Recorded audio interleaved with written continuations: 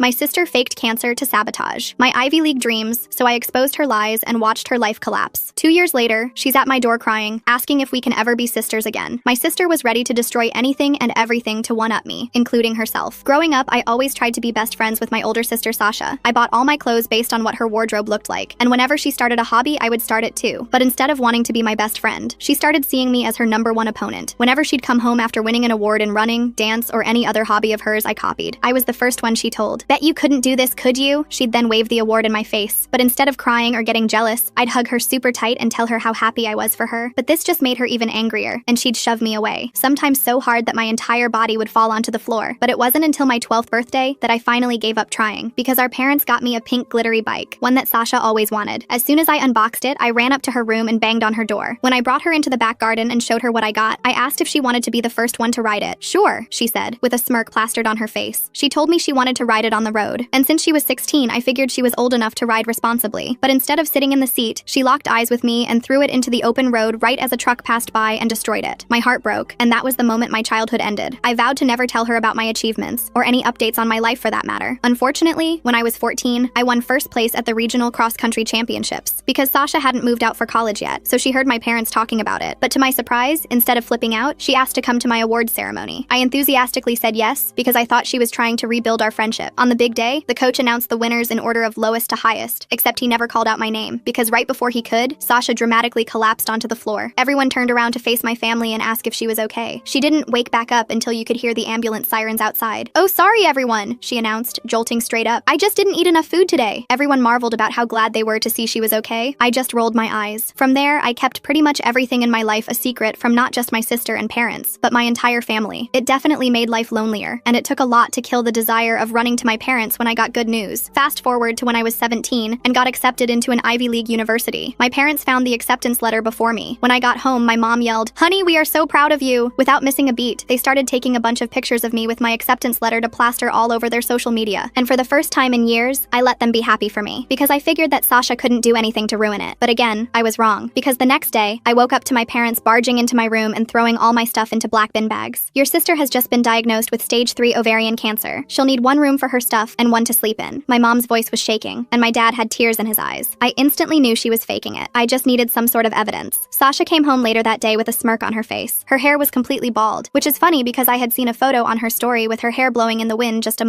weeks back. Still, she lied down and slept, said the cancer was tiring her out. That night, I cooked her favorite meal, luring her into delusional security. After 2 weeks of me sleeping on the couch, Sasha hosted a party to commemorate her own bravery. She invited everyone we knew, including some girls from my class. Perfect. Halfway through, I tapped on my Fanta glass with a fork. "Sasha, make a speech! We're so proud of you!" She immediately recited a speech that I had heard her practice dozens of times in the bathroom mirror. She was halfway through her fake tears when I walked up to her and hugged her, and just as I was about to pull away, I peeled off the bald cap. Her blonde hair unraveled down to her waist. Sasha screamed. My mom gasped so hard I thought her lungs were about to shrivel up. While everyone processed what was going on, I turned on the TV on full volume. There, I broadcasted a clip I had captured of Sasha practicing her speech in the mirror when she thought no one was looking. And instead of finally facing up to her lies, she stormed out of the house and drove away. I went upstairs to my room and let my parents deal with saying goodbye to all the guests. The next morning, I woke up to my mom slapping me across the face. "How could you have embarrassed Sasha like that while she's battling with cancer?" I just stared at her, my cheek burning. My mom said Sasha told them I'd ripped out her hair extensions, that she'd spent thousands on realistic ones because she didn't want people to pity her for being bald. She didn't want to flaunt her wealth by admitting she could afford such expensive extensions. I couldn't believe my parents bought that story, but they did. They completely believed that their daughter with cancer had secret hair extensions that I cruelly exposed. Over the next few days, things got worse. Sasha came back with a stack of medical documents. She had appointment cards and test results and even a treatment schedule. I don't know how she faked them, but they looked real enough to convince my parents. The letterhead looked authentic and everything. Then she started telling them I was emotionally abusive, that I'd been bullying her about the cancer diagnosis. She said I was jealous of the attention she was getting and trying to make everything about my college acceptance. My parents scheduled an emergency therapy appointment for me. They told the therapist I was showing signs of narcissistic personality disorder and needed immediate help. The therapist seemed skeptical at first, but my parents were so convinced that she agreed to see me twice a week. Those sessions were brutal. I had to sit there while this woman asked me why I felt the need to hurt my sick sister. She wanted to explore my jealousy issues and my need for attention. I tried explaining that Sasha was lying, but that just made me look worse. The therapist would nod and write notes about my denial. Meanwhile, Sasha took over the house. She'd host these little gatherings where extended family would come visit the brave cancer patient. She'd make these subtle comments about how hard it was having an unsupportive sister. Nothing obvious enough to call out, but enough to poison everyone against me. I started documenting everything. Every time she slipped up or contradicted herself, I wrote it down. When she claimed to have chemo on Tuesday but posted selfies at the mall, I screenshotted everything. I was building a case, but I needed something concrete. One night, I came home late from school. I'd been working on a big project in the library. When I opened my laptop, the screen was cracked and it wouldn't turn on. All my schoolwork was gone. Years of essays and projects just destroyed. The keyboard was bent like someone had stepped on it. I found Sasha in the kitchen making tea. She smiled at me and said technology could be so unreliable. Then she asked if I'd backed up my college application materials. The way she said it made it clear she knew exactly what happened to my laptop. I spent the next week rebuilding everything from memory. I had to redo assignments and beg teachers for extensions. Some believed me, but others thought I was making excuses. My grades started slipping from the stress. At school, rumors started spreading that I was unstable. Someone told everyone I'd attacked my cancer-stricken sister at her own support party. People I'd known for years started avoiding me in the halls. My lunch table slowly emptied until I was eating alone. Then came the letter from my dream college. They'd received an anonymous tip about concerning behavior and wanted to discuss my acceptance. Someone had reported that I was bullying a family member with terminal illness. They needed to investigate before finalizing my enrollment. I knew it was Sasha, but I couldn't prove it. She'd been so careful to stay anonymous, but she made one mistake. She used specific phrases in the complaint that she'd used before. I recognized her writing style immediately. I decided to get creative with my evidence gathering. I bought tiny voice recorders and hid them around the house. I wanted to catch her admitting something when she thought no one was listening. I placed them behind picture frames, under tables, anywhere she might let her guard down. The recordings picked up more than I expected. Late at night, I'd hear Sasha on the phone laughing about how gullible our parents were. Her voice carried through the thin walls between our rooms, dripping with contempt as she described their worried faces. She'd brag to her friends about getting my room and ruining my college plans, punctuating each revelation with cruel giggles. Sometimes she'd even mimic our mother's concerned voice, exaggerating it until her friends cackled on the other end. I saved every single file to multiple cloud accounts, creating backup after backup with shaking hands. Each recording was labeled with the date and time, organized in folders that documented weeks of deception. But I needed someone who'd actually listen. My parents were too deep in denial, their eyes glazing over whenever I tried to bring up inconsistencies in Sasha's story. They'd change the subject or suddenly remember urgent errands whenever I mentioned her behavior. That's when I remembered Aunt Helen. She'd always been skeptical of Sasha even when we were kids, catching her in small lies at family gatherings. She was the only one who'd noticed when Sasha claimed to win a spelling bee at a school that didn't even have one. Helen lived 2 hours away, but maybe she'd help. I called her from a payphone at school since Sasha monitored my cell. The phone booth smelled like rust and old gum, tucked behind the gymnasium where no one would see me. The metal receiver felt cold against my ear as I fed quarters into the slot, my hands fumbling with the coins. Helen picked up on the third ring, her warm voice instantly making me feel safer. I told her everything as fast as I could, words tumbling over each other like water breaking through a dam. She stayed quiet for a long time, just breathing steadily on the other end, then said she'd suspected something was off when Sasha's cancer story kept changing. First it was lymphoma, then leukemia, then some rare form that kept shifting names. Helen agreed to come visit that weekend. She said she'd pretend it was just to support Sasha, but really she wanted to see the evidence I'd collected. Her voice had that determined edge I remembered from when she'd helped me with math homework years ago. Finally, someone believed me. I hung up feeling hopeful for the first time in weeks, the spring in my step drawing curious looks from passing students. That Friday, I got home to find my recordings were gone. Every single device had vanished from their hiding spots. The drawer under my desk was empty, dust outlines showing where the recorders had been. The box in my closet cleared out. Even the backup USB drives I'd hidden in an old shoe were missing. Sasha was sitting on the couch reading a magazine like nothing happened, her legs tucked underneath her. The magazine was one of those celebrity gossip rags, her fingers lazily turning pages. When I asked about them, she said she didn't know what I was talking about, not even glancing up from her reading. Her voice was innocent, practiced, like she'd rehearsed this moment. I still had the cloud backups, but now I was paranoid. That night, I changed all my passwords and set up two-factor authentication on everything. I even created dummy accounts with fake evidence in case she got into those too. My fingers flew across the keyboard as I built layer after layer of digital protection. I used password managers and security questions based on things only I would know, references to books Sasha had never read and places she'd never been. Helen arrived Saturday morning with a casserole and a concerned expression. She wore her good pearls, the ones she saved for important occasions, and her gray hair was freshly styled. She hugged Sasha and told her how brave she was, her acting skills rivaling any performance I'd seen. Sasha ate it up, going on about her treatment and how hard everything was. She even managed to make her voice quaver at just the right moments. I watched from the kitchen, biting my tongue so hard I tasted copper. The casserole sat on the counter, still warm, smelling like childhood comfort I couldn't access. Later, Helen asked to see my room to help me reorganize since I'd given it up for Sasha. It was a clever excuse that wouldn't raise suspicion. Once we were alone, I showed her everything on my phone. The recordings, the screenshots, the timeline of lies I'd meticulously documented. Each piece of evidence was annotated with context and cross-references. Her face got darker with each piece of evidence, her jaw tightening as she listened to Sasha's cruel laughter. She had to sit down on my bed when she heard the part about Sasha planning to intercept my college acceptance letter. We spent an hour going through it all. Helen pointed out inconsistencies I'd missed, like how Sasha claimed to have chemo every Monday but was somehow never sick on Tuesdays, or how her medical documents all had the same watermark pattern, even though they were supposedly from different offices. She showed me how the fonts matched perfectly, the margins identical. skeptical. She even noticed the medical terminology was slightly off, like someone had researched terms online rather than copying from real documents. Her years working at a law firm handling medical malpractice cases had trained her eye for authentic medical paperwork. Helen said she'd talked to my parents, but we needed to be strategic. If we came on too strong, they'd get defensive and shut down completely. She'd seen it before with her own siblings, how confrontation could backfire when people were emotionally invested in a lie. She suggested waiting until dinner when everyone was relaxed. I agreed, even though waiting felt impossible, my stomach churning with anxiety. We spent the afternoon pretending everything was normal, helping Mom in the kitchen and listening to Dad's work stories. At dinner, Sasha was in full performance mode. She pushed food around her plate and sighed about how the treatment culled her appetite. She'd taken exactly 3 small bites of chicken, cutting them into tiny pieces for maximum effect. My mom immediately offered to make her something else, jumping up from the table. Dad rubbed her shoulder and said she was so strong, his voice thick with emotion. The dining room felt suffocating with all the manufactured sympathy. Helen started casual. She asked about Sasha's treatment plan and which hospital she was using. Her tone was conversational, like she was asking about the weather. Sasha gave vague answers about privacy and not wanting to burden everyone with details. Helen pushed a little more, mentioning she had a friend who was an oncologist who might help. She even pulled out her phone like she was ready to make the connection right there. Sasha's eye twitched, but she covered it by dabbing at fake tears. She said she appreciated the offer, but her team was handling everything. When Helen asked for the oncologist's name to send a thank you card, Sasha suddenly needed to use the bathroom, her chair scraping loudly against the floor. She walked slowly, playing up the weakness, one hand trailing along the wall for support. While she was gone, Helen looked at my parents. She asked if they'd actually gone to any appointments with Sasha. My mom admitted they hadn't because Sasha said she needed to be independent. She looked embarrassed, twisting her napkin in her lap. Dad added that Sasha was protecting them from the harsh reality, his hands folded tightly on the table. His knuckles were white with tension he didn't even realize he was carrying. Helen pulled out her phone and showed them my evidence. At first, they didn't want to look, turning their heads away like children avoiding vegetables. But Helen insisted, going through each recording and screenshot methodically. She had them organized in a presentation, professional and undeniable. My mom's face went white when she heard Sasha laughing about fooling them, her hand flying to her mouth. Dad's expression shifted from disbelief to horror to rage in the span of 30 seconds. Sasha came back to find us all staring at her. The silence was deafening, broken only by the tick of the grandfather clock in the hallway. She immediately started crying about how we were ganging up on a cancer patient. When that didn't work, she accused me of faking the recordings with AI. Then she said I'd drugged her to make her say those things, her lies becoming more desperate and wild. Each new excuse contradicted the last, a house of cards collapsing in real time. My dad stood up slowly, his chair creaking under the shift of weight. He asked her point blank if she had cancer. His voice had the same tone from when I was little and he'd caught me sneaking cookies. Sasha tried more tears, but he just repeated the question, his voice steady and firm. Finally, she exploded. She screamed that we all loved my achievements more than her, that I'd stolen her parents' attention with my stupid college acceptance. Spit flew from her mouth as years of resentment poured out. The truth came pouring out in a torrent. She admitted faking everything but said it was our fault for making her feel invisible. She'd spent years being the older sister, but I got all the praise for copying her. She said destroying my bike was the only time she felt powerful, her face contorting with years of suppressed rage. She even admitted to smaller things I'd never suspected, hiding my library books so I'd get fines, telling kids at school embarrassing lies about me, deleting my essays from the family computer. My mom started sobbing, deep wrenching sounds that shook her whole body. Dad had to sit back down like his legs gave out, gripping the edge of the table. The wood groaned under his grip. Helen recorded the whole confession on her phone just in case Sasha tried to deny it later. I felt numb watching my family fall apart, like I was floating above the scene. The untouched food on the table seemed absurd in the midst of such destruction. Sasha wasn't done though. She lunged at me, screaming that I'd ruined everything. Her nails caught my mom's arm when she tried to get between us. Blood ran down Mom's wrist, and that finally snapped everyone out of their shock. The red drops hit the white tablecloth, spreading like tiny roses. Mom stared at her arm like she couldn't comprehend what had happened. Dad grabbed Sasha and pulled her back. She was thrashing and screaming about how much she hated me, how I'd stolen her life by being born, how every achievement I had was just to make her look bad. Years of rage came out in one terrifying burst, her voice raw and primal. The neighbor's dog started barking, sensing the chaos through the walls. Helen called 911 while Dad held Sasha. She gave the address calmly, her legal training keeping her focused. The paramedics came for my mom's arm, but ended up taking Sasha too. She'd worked herself into such a state they were worried she might hurt herself. As they led her away, she kept screaming that this was all my fault, her voice echoing down our quiet street. Porch lights flickered on as neighbors peered through curtains. The house felt empty after that. Mom needed stitches and antibiotics. The doctor said the scratches were deep but would heal fine. They cleaned and bandaged her arm with gentle efficiency. Dad drove her home in silence, the only sound the hum of the car engine. None of us knew what to say. The hospital bracelet on Mom's wrist caught the streetlights as we pulled into our driveway. That night, my parents sat me down to apologize. They said they'd been so shocked by the cancer story they never questioned it. They'd wanted to support their sick daughter and ended up enabling her lies. Mom cried when she talked about slapping me, touching her hand to my cheek gently. The gesture was so different from that day, tender and full of regret. I told them about all the things Sasha had done over the years, not to hurt them, but so they'd understand this wasn't new. They were horrified to learn about the birthday bike and the awards ceremony. They'd had no idea how long this had been going on. Each revelation situation hitting them like a physical blow. Dad kept shaking his head, muttering about signs he'd missed. We agreed Sasha needed professional help, real therapy, not the kind they'd forced on me. Dad called around and found a place that specialized in personality disorders. They had an opening the next week if Sasha agreed to go. He spent hours on the phone, his notebook filling with names and numbers, insurance coverage, treatment approaches, success rates. He researched like his life depended on it. Meanwhile, I had to fix my life. The college was still investigating the anonymous complaint. I sent them the recording of Sasha's confession along with a letter from Helen explaining the situation. I included the therapy notes showing I was the victim, not the bully. Each document felt like a piece of my dignity being restored. The admissions officer called personally to apologize for the confusion. School was harder to fix. Rumors don't die easily, especially in a small high school where gossip is currency. Some people believed me when I explained, but others thought I was making excuses. I focused on my real friends and ignored the whispers in the hallway. It hurt, but I'd survived worse. My AP teachers were especially supportive, having seen my dedication firsthand. My teachers were more understanding. When I explained about the laptop and showed them the police report Dad filed, they gave me extensions. I spent weeks catching up on assignments, my desk lamp burning late into the night. My grades slowly recovered, but it was exhausting. Each test and paper a mountain to climb. Coffee became my best friend, and the library staff knew me by name. Sasha came home after 3 days of observation. She was required to attend therapy twice a week. The therapist said she showed signs of narcissistic personality disorder with antisocial features. It would take years of work to address, she warned us, setting realistic expectations. She gave us pamphlets about family dynamics and enabling behaviors. She moved back into her old room without apology. We avoided each other completely, creating invisible barriers in our shared spaces. When we passed in the hall, she'd look through me like I wasn't there. I was fine with that. I'd given up on having a sister years ago. The house felt like it was split in two, separate worlds existing under one roof. But she wasn't done trying to hurt me. I caught her in my room one day going through my college paperwork. When I confronted her, she said she was just borrowing a pen. But I noticed my acceptance letter was crumpled like she'd been squeezing it, the official seal wrinkled beyond repair. The violation of my space made my skin crawl. I installed a lock on my door that night. My parents didn't object, understanding the necessity without me having to explain. They knew we needed boundaries while Sasha worked through her issues. Mom even helped me pick out a sturdy deadbolt from the hardware store, testing each one for strength. The click of that lock became the sound of safety. The next few months were tense. Sasha would have good days where she seemed almost normal, laughing at TV shows and helping with dishes. Then she'd have setbacks where the anger came back. Her therapist warned us recovery wasn't linear. We had to be patient but also protect ourselves. Family dinners became exercises in careful navigation. I started keeping anything important in a safe. My laptop, documents, even sentimental items went in there each night. It felt extreme, but I couldn't risk another sabotage attempt. The safe gave me peace of mind to focus on school. The combination was my birthday, a date Sasha had always resented. Even choosing those numbers felt like reclaiming something. College finally confirmed they were keeping my acceptance. The admissions board said they understood the situation and appreciated my honesty. They even offered resources for dealing with family trauma. I cried reading that email, relief washing over me in waves. My future was secure again, the path forward clear. Prom season arrived and I let myself get excited. I'd found a beautiful dress on sale and my friend Erin asked me to go as friends. It felt good to have something normal to look forward to. I even caught myself humming while doing homework, old happiness creeping back in. The dress hung in my closet like a promise of one perfect night. The night of prom, I was doing my makeup when I heard a crash. My dress was on the floor, covered in what looked like bleach. The fabric was ruined, huge white splotches all over the blue material. Sasha's bathroom door clicked shut down the hall. The chemical smell burned my nose. I stood there in my slip, staring at the destroyed dress, feeling all the excitement drain away. I wanted to scream, but instead I called Helen. She drove over with her daughter's old prom dress. It was green instead of blue, but it fit perfectly. Helen did my hair while I tried not to cry. She said I looked beautiful and meant it, her hands gentle as she pinned each curl. She even had matching jewelry in her purse, like she'd known I'd need rescuing. At prom, nobody cared that my dress was different than planned. Erin and I danced until our feet hurt. For a few hours, I forgot about Sasha and the chaos at home. I just got to be a normal teenager celebrating with friends. The gym was transformed with twinkling lights and silver streamers. We took dozens of photos, genuine smiles replacing the forced ones from family portraits. When I got home, Sasha was in the living room. She looked at the green dress and her face fell. I realized she'd been waiting to see me cry about the ruined dress. When I smiled and said I had an amazing night, she stormed off to her room, her disappointment palpable. For once, her plan to hurt me had failed completely. The next week, her therapist called a family meeting. She said Sasha had admitted to the dress incident and several other acts of sabotage. The therapist recommended a more intensive program, maybe residential treatment where Sasha could focus on healing without triggers. She explained that the current approach wasn't working fast enough. My parents were torn. They wanted to help Sasha but worried about sending her away. The therapist explained that sometimes distance was necessary for everyone to heal. She gave them brochures for several programs that specialized in personality disorders, glossy pages filled with promises of recovery. Each facility had testimonials from families who'd found peace through separation. That night, I heard my parents arguing. Mom wanted to try the residential program, but Dad thought they'd failed Sasha by not catching this earlier. They went back and forth about whose fault it was. I put on headphones and tried to focus on homework, calculus problems blurring through my tears. Their raised voices penetrated even through my music. Sasha must have heard them too because the next day she announced she'd go to treatment. She said she was tired of being angry all the time. For the first time in years, she looked genuinely genuinely exhausted instead of plotting something. Dark circles shadowed her eyes. The fight seemed to have gone out of her, replaced by something hollow. We drove her to the facility the following Monday. It was 3 hours away, surrounded by mountains and gardens. The staff seemed kind but firm. They explained the program would last at least 6 months with family therapy sessions once a month. The building looked more like a retreat than a hospital. Other families were saying goodbyes in the parking lot, each carrying their own heavy stories. Sasha hugged our parents goodbye but ignored me. I was okay with that. I didn't need a tearful reconciliation. I just needed her to get help and leave me alone. As we drove away, I felt lighter than I had in years, watching the facility disappear in the rearview mirror. The mountains looked peaceful, like they could hold all our family's pain and transform it. The house was peaceful without her. I moved back into my room properly, spreading out my things without fear. My parents and I had quiet dinners where we actually talked. Mom started asking about my day again, genuinely interested in my answers. We even played board games some nights, rediscovering how to be a family of 3. I threw myself into senior year activities. I joined the yearbook committee and started tutoring underclassmen in math. My college acceptance was secure and I could finally enjoy high school. Friends started hanging out again once the drama died down. My calendar filled with normal teenage activities, study groups, movie nights, college planning sessions. Life became wonderfully ordinary. The first family therapy session was rough. Sasha had to acknowledge the harm she'd caused. She read from a list, monotone and clearly unhappy about it, but the therapist said admitting wrongdoing was the first step, even if she didn't feel it yet. The room smelled like lavender and felt too small. We sat in a circle, the distance between us measured in more than feet. We went once a month as required. Sometimes Sasha participated and sometimes she just glared. The therapist worked with all of us on boundaries and communication. My parents had to admit they'd enabled her behavior by not addressing it earlier. Each session peeled back layers of family dysfunction. Mom cried a lot. Dad learned to express emotions beyond anger. I learned to speak up for myself without guilt. I started seeing my own therapist to process everything. She helped me understand that Sasha's problems weren't my fault, that wanting a sister wasn't what caused this. It took months to really believe that, but eventually I did. Her office became a safe space where I could finally exhale. We worked through years of suppressed fear and confusion. Senior year flew by in a blur of activities and milestones. I got into National Honor Society and won a scholarship for my essay about overcoming family challenges. My parents came to every ceremony, beaming with pride. They'd learned to celebrate my achievements without guilt. The auditorium lights felt warm on my face as I accepted each award. Each accomplishment was mine alone, no longer shadowed by Sasha's jealousy. Sasha slowly improved in treatment. Her letters home became less angry and more reflective. She started taking responsibility without blaming others. The therapist said she was making real progress, but warned us not to expect miracles. Recovery would be a lifelong journey, not a destination. But for the first time in my life, I had hope that maybe someday I'd have the sister I'd always wanted, even if that day was still far away. Graduation day arrived faster than expected. I woke up early to iron my cap and gown, the fabric crisp under the hot metal. My parents were already in the kitchen making my favorite breakfast, pancakes with strawberries, just like when I was little. Dad kept taking photos of everything, even my half-eaten breakfast. Mom fussed with my hair until I gently pushed her hands away. The ceremony was at 10, but we left at 8 because Dad wanted good seats. The high school parking lot was already filling up with families carrying flowers and balloons. I found my friends near the gym entrance and we took about 100 selfies. Everyone kept saying we looked so grown up in our caps and gowns. During the ceremony, I spotted my parents in the 3rd row. Mom was already crying and we hadn't even started yet. Helen sat next to them with her camera ready. When they called my name for the scholarship award, Dad whooped so loud everyone turned to look. I didn't even feel embarrassed, just proud. After getting my diploma, I found them in the crowd. Group hug turned into more crying from Mom. Helen handed me a card with a check inside for college expenses. I tried to give it back, but she insisted, said it was an investment in my future. Dad took more photos until my face hurt from smiling. We went to lunch at my favorite restaurant. Halfway through appetizers, Mom's phone rang. It was the treatment facility. Sasha wanted to talk to me. I hadn't heard her voice in 2 months. My parents looked at me expectantly, but didn't push. I took the phone outside where it was quieter. She said congratulations on graduating. Her voice sounded different, calmer maybe, less sharp around the edges. She asked about my college plans and actually listened to the answer. When I told her about the scholarship, she said good job. Not sarcastically either, just genuine. The conversation lasted 5 minutes but felt significant. Summer passed in a blur of preparation. College shopping with Mom, who bought way too many shower caddies. Dad teaching me basic car maintenance in the driveway. Oil changes, tire pressure, jump-starting batteries. He made me practice everything twice. Helen threw me a going-away party with all my favorite foods. The treatment facility called about a special family session before I left for school. They said Sasha had something important to share. We drove up on a Saturday, the mountains green with summer growth. The building looked less intimidating now. Families sat in the garden areas talking quietly. In the session room, Sasha looked healthier. She'd gained weight and her skin had color again. She read from a paper, hands shaking slightly. It was an apology, a real one. She went through specific incidents and acknowledged how they hurt me. The bike, the laptop, the dress, each memory carefully examined. She said she'd been diagnosed with narcissistic personality disorder and borderline traits. That wasn't an excuse, but an explanation. She was learning to manage her emotions without hurting others. The therapist nodded encouragingly as she spoke. When she finished, we all sat in silence for a moment. I didn't forgive her, not yet, but I thanked her for the apology and said I hoped treatment kept helping. That was all I could give right then. The therapist said that was perfectly okay. Forgiveness couldn't be forced or rushed. Everyone had their own timeline for healing. We had lunch at a nearby cafe. Sasha came with supervision from a staff member. She ordered soup and actually ate it. We talked about safe topics like movies and weather. When she asked about my roommate assignment, I showed her the email. She said the girl seemed nice based on her Facebook profile. The drive home was quiet. My parents kept exchanging looks in the front seat. Finally, Mom said they were proud of how I handled myself, that I'd shown maturity beyond my years. Dad added that I didn't owe Sasha anything. My feelings were valid, whatever they were. 2 weeks before college, I was packing when I found something strange. A small wrapped box in my desk drawer. Inside was a necklace with my birthstone. The receipt showed Sasha had ordered it from the treatment facility's craft program. A tiny note said, "For your new beginning." I stared at it for a long time. I didn't wear it, but I did pack it. Maybe someday I would, maybe not. But the gesture meant something even if I wasn't ready to accept it fully. I wrapped it carefully in tissue paper and tucked it into my jewelry box. Progress came in small steps. Move-in day was chaos. Dad insisted on carrying everything himself until his back started hurting. Mom reorganized my dorm room 3 times. My roommate Kimberly and her parents watched with amusement. By evening, our room looked like a Bed Bath & Beyond exploded, but it felt like home. Saying goodbye was harder than expected. Mom ugly cried in the parking lot. Dad kept clearing his throat and checking the car tires. I promised to call every week and text daily. Helen had already sent a care package that arrived before I did. Cookies and tea and a note saying she was proud. College was everything I'd hoped for. Hard classes, but interesting ones. Late-night study sessions fueled by pizza. My roommate became a close friend after we bonded over terrible dining hall food. I joined the running club and made more friends. No one knew about my family drama, and that felt like freedom. The first family therapy session I missed felt weird. Mom called afterward to fill me in. Sasha was doing well, taking responsibility without prompting. She'd started helping younger residents with their initial adjustments. The therapist called it significant progress. I was glad but also relieved to be far away. I came home for Thanksgiving break. The house felt different, calmer. My parents had redecorated some rooms and started hosting game nights with friends. They looked happier, lighter, like they'd been holding their breath for years and finally exhaled. Mom cooked enough food for 20 people. Sasha was allowed a supervised home visit for Thanksgiving dinner. She looked nervous walking through the door. We all sat at the table like strangers pretending to be family, but gradually conversation started. She asked about my classes and seemed genuinely interested in my biology major. No competitive comments or put-downs. After dinner, she helped clear plates without being asked. When Mom brought out pie, Sasha asked if she could say something. She thanked us for not giving up on her, said she knew she'd put us through hell, that she was committed to being better even though it was hard work. Dad reached over and squeezed her hand. She went back to treatment that night, but the visit felt like progress. I didn't hug her goodbye, but I did wave from the porch. Small steps. The therapist had said healing wasn't linear. There would be good days and bad days, but at least we were moving forward. Winter break brought more changes. Sasha completed the first phase of treatment and moved to a transitional housing program. She got a part-time job at a bookstore, started taking community college classes online. The structure seemed to help her. She had to follow rules and meet expectations. We had another family session where the therapist talked about reintegration. Sasha wouldn't move home right away, maybe not ever, but she could visit more often, have dinner once a week, attend family events with notice. Everyone needed boundaries to feel safe. The therapist helped us write them down. I went back to college feeling cautiously optimistic. My parents visited for Parents' Weekend and met all my friends. Mom embarrassed me by taking photos of everything, including my messy dorm room. Dad wore my college sweatshirt everywhere. They looked happy, really happy, not forcing it anymore. Spring semester flew by. I made Dean's List and got invited to join the honors program. My parents framed the letter. Helen sent congratulations flowers. Even Sasha texted saying she was proud. Each achievement felt fully mine now. No shadow hanging over it. No fear of retaliation. I came home for spring break to find Sasha had visited several times. My parents said dinners were going well. She was taking accountability in therapy and working on emotional regulation. The bookstore manager liked her work ethic. Small victories, but victories nonetheless. Mom kept her voice neutral when sharing updates. We had dinner together that Wednesday. Sasha asked about my summer plans and I told her about my research internship. She said that sounded impressive and asked questions about the project. Real questions, not looking for weaknesses to exploit. When I mentioned being nervous, she said I'd do great. The meal ended without drama. She helped load the dishwasher and thanked Mom for cooking, said goodbye without making it weird. After she left, my parents looked at me expectantly. I said it was fine, and it was. Not great, but not terrible. Just fine. Sometimes fine was enough. Summer brought more stability. I threw myself into research and loved every minute. My parents visited the lab and tried to understand my project about protein folding. Sasha continued therapy and kept her job. We had family dinners every other week. Conversation got easier with practice. One night she asked if we could talk privately. We sat on the back porch like we used to as kids. She said she knew she'd stolen years from me, that she couldn't give them back but wanted to do better going forward. I told her I appreciated that, but trust would take time, maybe forever. She said she understood. Before sophomore year started, we had a final family session. The therapist said Sasha had made remarkable progress but would need ongoing support. She'd learned to recognize her triggers and manage reactions. The personality disorder would always be there, but she could control how it affected others. Everyone had worked hard to get here. I went back to college feeling settled. My family wasn't perfect, but it was healing. Sasha texted occasionally with normal stuff, songs she liked or books she'd read. I responded when I felt like it. No pressure either way. We were finding a new rhythm that worked for everyone. Sophomore year brought new challenges and opportunities. I declared my major officially and started research with a professor. My parents called weekly with updates. Sasha was taking more classes and doing well. She'd made some friends in her therapy group. Baby steps toward a normal life. When I came home for winter break, Sasha had her own apartment, a studio near the bookstore. She invited us over for dinner and actually cooked. The pasta pasta was overcooked, but no one complained. She showed us her space with obvious pride. Everything neat and organized. A fresh start made visible. We exchanged Christmas presents awkwardly. She got me a gift card to my favorite store. Safe and practical. I got her a journal for therapy work. Also safe, but we were trying. That counted for something. Mom took photos of us sitting on the couch. Not quite comfortable, but not hostile either. The rest of break passed peacefully. Family dinners happened without incident. Sasha came to my high school friend's party and behaved normally. She even laughed at Aaron's terrible jokes. When someone asked about our relationship, we both said it was complicated but improving. That felt honest. I helped her move some furniture one afternoon, just the two of us in her apartment. She put on music and we worked without much talking. When we finished, she made tea and we sat on her new couch. She said she was grateful I was giving her a chance, that she knew she didn't deserve it but appreciated it anyway. I told her about my college friends and classes. She listened without interrupting or comparing. When I mentioned struggling with organic chemistry, she offered to help. Turns out she'd taken it at community college and done well. We spent an hour going over my notes. She was patient and explained things clearly. That night, I told my parents about the tutoring. They exchanged surprised looks. Mom said that was wonderful. Dad reminded me to maintain boundaries. I said I knew, but maybe boundaries could shift slowly, include more space for connection if everyone stayed healthy. The therapist had said flexibility was important. Spring semester started with new energy. Sasha and I texted about chemistry homework. She sent helpful videos and practice problems. My grade improved from a C to a B+.